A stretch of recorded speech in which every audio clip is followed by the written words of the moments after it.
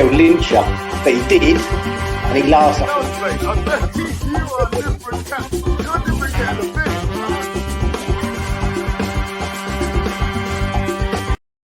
Hello, everybody. Russ and the West Ham Network. Hope you are all safe and well, my friends. Happy Monday. Budden's feeling a bit under the weather, I'll be honest. Mrs. Budd hasn't been feeling very well, and I don't feel very well either anymore. So that's why I'm doing a pre-record for the daily, for the old Rumour Roundup, Russy Rumour Roundup, the original Rumour Roundup. Otherwise, I don't want to start coughing, so I'm saving your ears in terms of your headphones. So that's worth a like, surely. Consider it. Anyway, as we always do on a Monday, we try and give you the latest information in terms of what's been going on in the transfer rumour market in terms of West Ham. The answer is bugger all, actually, I think. And obviously, all these are just rumours and stories that we aggregate and provide back to you to save you having to do all the trawling yourself. In terms of sort of the key takeaways, obviously, we're still waiting on the progress of this Carlos Borges deal. A fee was agreed, £40 million. 10 days ago, something like that. And then also we were given then there was some negotiation with the buyback, which apparently been agreed about 38 to 40 million pounds. So hopefully things might start moving. You never know. Obviously, we spoke about over the weekend heavily about the Jacob Steinberg article rather, in terms of the whole Moyes Steindon power struggle. Morning time today, I spoke about another committee that's been set up, the loan committee, by people like Mark Noble, Kenny Brown, Mark Robson, Potsy, Mark Phillips, Colin Cole, to sort of set to ensure that the right kids get the loan football they need, and also trials as well for academy players. So it's almost like an academy committee, really, pathway committee, I'm going to recall it. And actually, we talk about Hammer's headlines tonight. One of the players who's already apparently going to be taking advantage of that in terms of going in for a trial as an academy player. It could be quite an interesting and quite exciting young British player coming through. So, but anyway, let's talk about some rumours, because we all love talking about rumours. Now, in terms of sort of our midfieldy targets and people like that, let's start with Scott McTominay. It does seem that our pursuit of Scott McTominay may take a bit of a hit, as Eric Ten Hag could be forced to rethink the sale of McT due to an injury to their young midfielder Kobe Mano. The Scottish international, we know, has been heavily linked with the move to West Ham, and we have, by all accounts, put in a lowball offer for him, as well as Harry Maguire, and they are wanting around £45 million for the Scottish international 26-year-old. I'm a bit gutted, really, because I think he would actually do a really good job for us. I think he's one of those sort of ones which doesn't seem the glamour signing, but actually I think generally he could do a really good job for us. He's not going to be the headline act, so to speak, in terms of, wow, oh my God, we got Scott McTominay. But he would come in. I think he would do a good job. I think he would be honest. I think he would play with his heart. And I think we would really get to see him in action, because I think even at Man United, he's a bit player, in all honesty. But anyway, Team Talk and several others have reported that although we've already held talks with him, and Man United are already looking for replacements, with the likes of Amrabat being lined up, although apparently now a team from the Saudi Pro League are looking at potentially buying in Amrabat anyway. They had high hopes for Kobe Mano in terms of getting opportunities under the new manager, on the current manager, this year. But he's decided against loaning the youngster out after some good performances, particularly in the friendly against Arsenal. And unfortunately, he picked up an injury in his last pre-season game. So he, obviously, Ten Hag doesn't want to be strapped for midfielders. So it looks like Scott McTominay might not be available for sale after all, but we'll see. It's one of those things where I think you'll see as it gets close to deadline day, they may get one in and actually then sort of say he can be sold. I'm not too worried about the Premier League type players in terms of buying them so close to the edge of the end of the transfer window, because they know the Premier League. But it does worry me when you sort of buy in people who haven't got no Premier League experience the last few days, because they're going to need sort of an adjustment. They are going to need adjustment. They are. All last season, the only one who didn't really need adjustment last season was Emerson, in all honesty. because and Areola when he played, but because they have Premier League experience already. In terms of Russy Rumour rating, the original Rumour rating, I'm going to give this 3 out of 10 at the moment. That could change, but at the present time, 3 out of 10 for me. Let's move on like Donkey Kong and let's talk about Truffet. Adrien Truffet. Obviously, we played Rennes on Saturday. Very poor game for us. And Adrien wasn't in the side, and Aaron Cresswell wasn't in our side, with both being arrested, but apparently, obviously, both available for transfer. Now, apparently, according to Le Bon Conseil du Sport, he's firmly on our radar with a bid of around 20 million euros, 17 million pounds, thought to be imminent. We've been linked with him already this summer, and it was claimed on Sunday, I think it was. It was claimed on Sunday that we could now face competition from Nottingham Forest for his signature. But in the article from Le Bon Conseil du Sport, it reckons that the Hammers are about to put a concrete offer in for the French fullback in the next few days. Now, I think this will be a really good signing for us. We know, we've spoken about the left-back situation, hasn't really been addressed properly for the last 9 years, really, since we've signed Aaron Cresswell. Yes, we've had Emerson's come in, but he's 28. He was, almost a stopgap, I'd say. Maybe he'll be about 2-3 seasons, and then that'll be his time up. But Truffet is a very exciting young player, and the kind we could be bringing in, massive upgrade to Aaron Cresswell, and would give competition and cover for Emerson Palmieri as well. If Rennes were to sell him for 17 million, I think that's a really good deal. And let's hope we can get this one over the line with minimal fuss. Now, that's never going to happen. There's nothing such thing as a West Ham transfer, minimal fuss. I'm going to give this one 7 out of 10 because I think there's, some players hang around in terms of their transfer sort of rumours with West Ham, and I think Truffet, we know it's an area which needs developing, and I think we could maybe see him come in, and that left hand side could potentially be completely changed. You got to think with Truffet and maybe with Carlos Borges in front of him, or Borges, whatever. We have to figure out how to pronounce it properly. That's a whole new exciting left-hand side there, potentially. Who's next? Let's talk about who's next. Let's go back to midfield and let's talk about Tyler Adams. Obviously, we were heavily linked to it. Well, there was a lot of chatter about him coming to West Ham and us being linked with him, and then he went quiet. But it appears that he's now back on the picture. He's been revalued by Leeds at £20 million, and he's apparently been offered to us for £20 million. Last year, he only played 24 games for Leeds for a hamstring injury, made him miss all the business end of the season. And I don't know.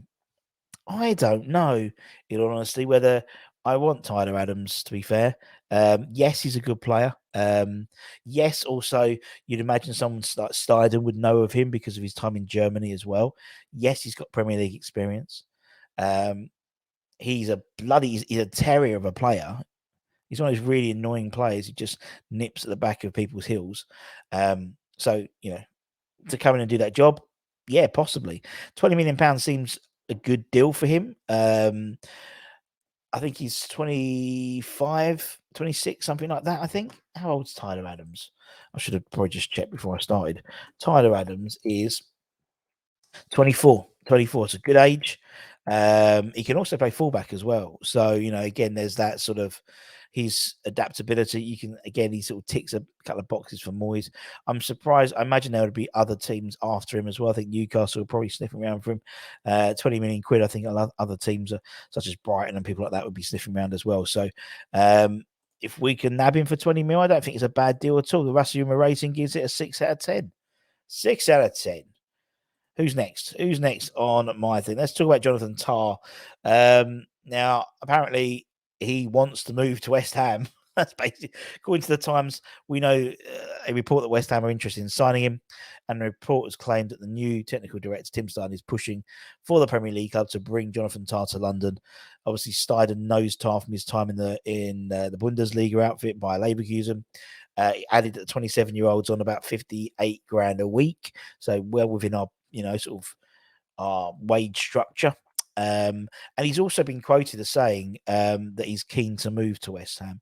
Well, he's keen to move to the Premier League, and apparently he's been quoted, although I haven't found the quote anywhere. He's keen to join West Ham. The report added that Moisey would also prefer Harry Maguire, but it looks like the England international will stay at Old Trafford, particularly as obviously we offered £20 million, which is obviously more than Jonathan Tah, and they're looking for more like 40-50 million. They can do one for that.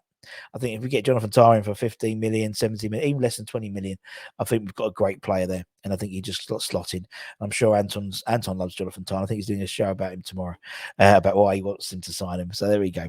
The old Russy Rumour rating, the original Rumour rating, gives this one a 7 out of 10.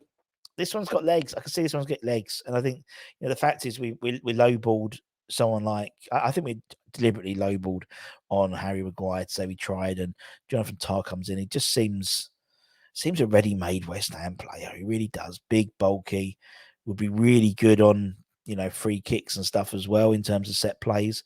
Got to think someone like a JWP whipping them in would be really useful. Let's talk about. We're not going to talk about Hom. Let's spoke about him. Let's talk about. yes. Let's talk about the madness that is the West Ham rumour section. Hakan Calhanoglu. Apparently, he is firmly on our radar this summer, according to Spazio Inter. West Ham are plotting a €50 million offer for the 29-year-old central midfielder. Oh my God! Seriously, this is a brilliant one. West Ham have obviously been linked to a plethora of midfielders this transfer window, and apparently Calhanoglu is another name that's added to the pot.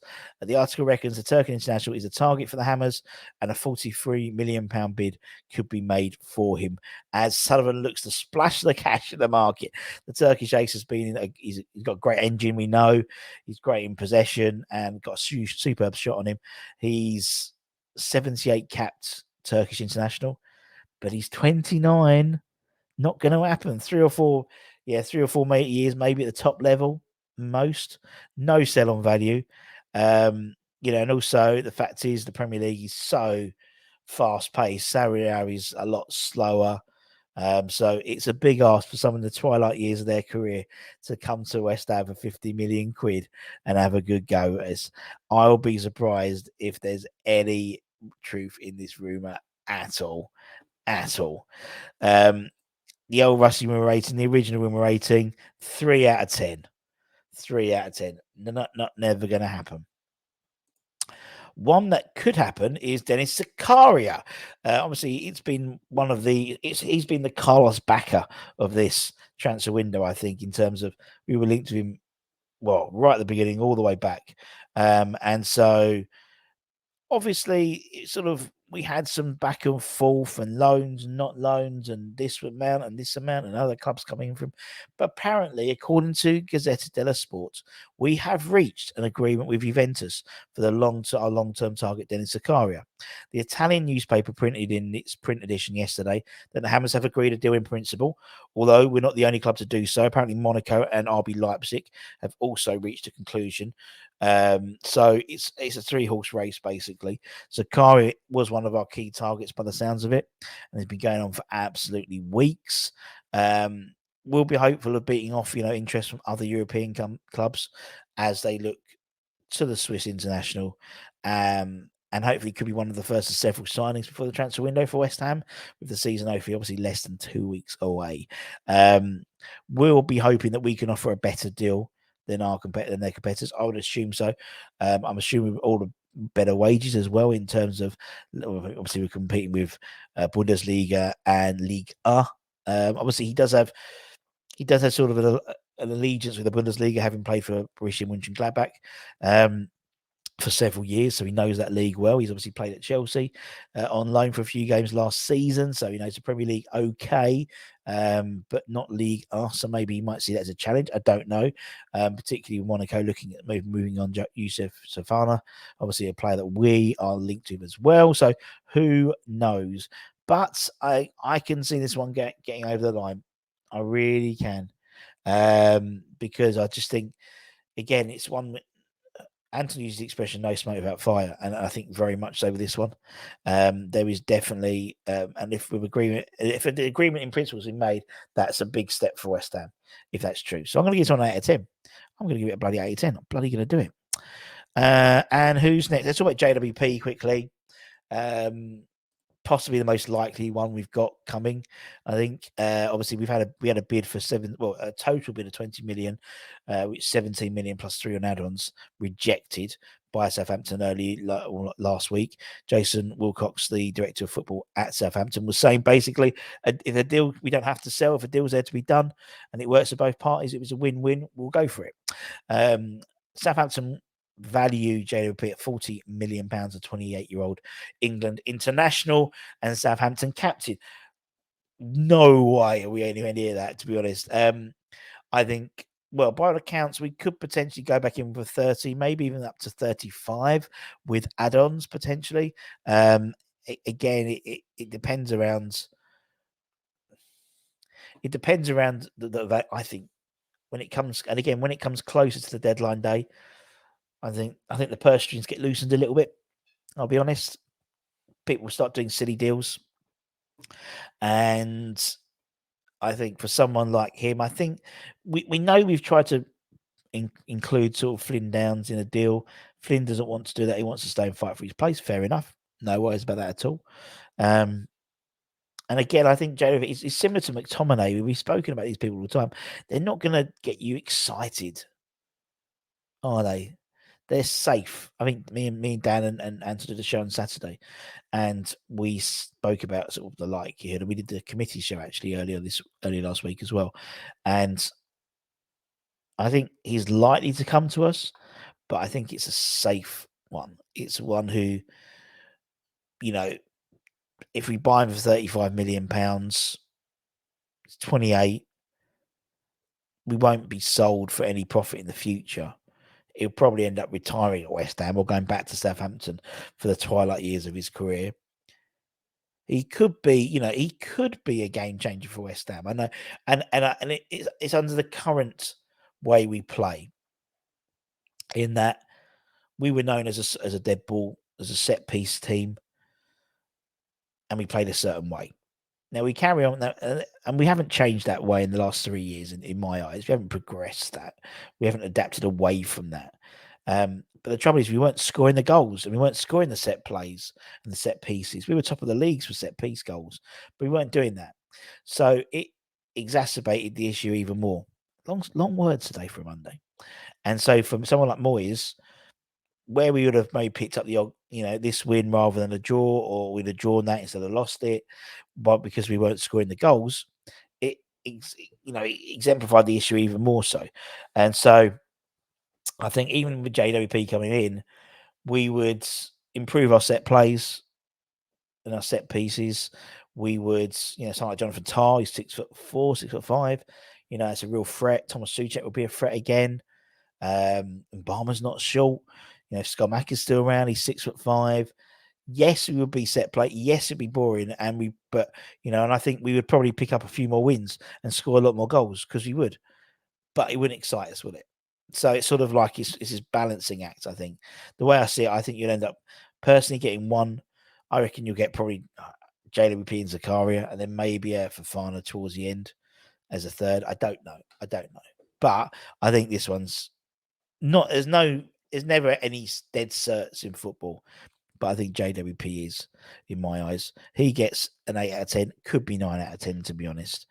In reality, for me, I could see us bringing in Carlos Borges. I could see us bringing JWP, Zakaria, and Truffet. Those are the four I can see us bringing in. Maybe one more. But that would probably be a not cheaper, but a proper Steinem one. Do you know what I mean? A proper Pearl in terms of the Pearl diver. I could see us getting JWP, Zakaria. Zakaria has Premier League experience to some extent. He also has, Steiner would have known him at his time at Borussia Mönchengladbach. Maybe Jonathan Tah as well then. Maybe there's 5. and then see how we go. But again, it's not. Again, there's nothing. I mean, everyone would like, by when we did the committee, basically it was Fafana, it was Alvarez. It was all sort of quite exciting young players. But I think the trouble is, I think we had our. I think the fact is, because of last year, people are looking at last year in terms of the senior positions at West Ham, thinking we brought these players in. It took so long to get all bloodied in. So maybe that's not the right way to go. But actually, I think it is the right way to go, because you're going to be not paying for the odds. £35 million for JWP, or £35 million for, say, Alvarez. Well, Alvarez is 23, 24, something like that. He's got, years ahead of him. He's got sell-on value as well if he plays well. Borges, for example, 40 million. Yes, we'll be selling it. We will be selling him £40 million if Man City want to, if they want to, do their buyback clause. But let me know what you think. Let me know what you think. I think it's about, as I said, I'm always about his balancing act between the now and then, and obviously all this stuff we've spoken about is at great length in terms of this sort of power struggle. And the trouble is, I've said it before, I said it on the show with Dan and Anton, there's two different philosophies at West Ham in terms of the transfer market, and it needs to be sorted.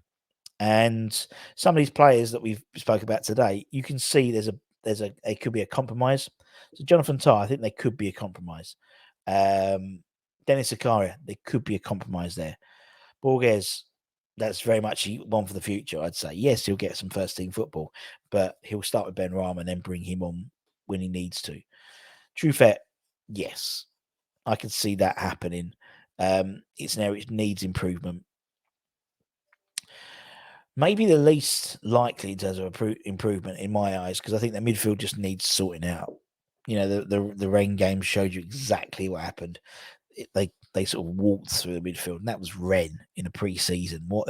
What's United going to do? What's City? What's Chelsea? What's Arsenal? What's Liverpool? What's Brighton? What are these sides going to do in that midfield? They know exactly that midfield is going to tear itself apart.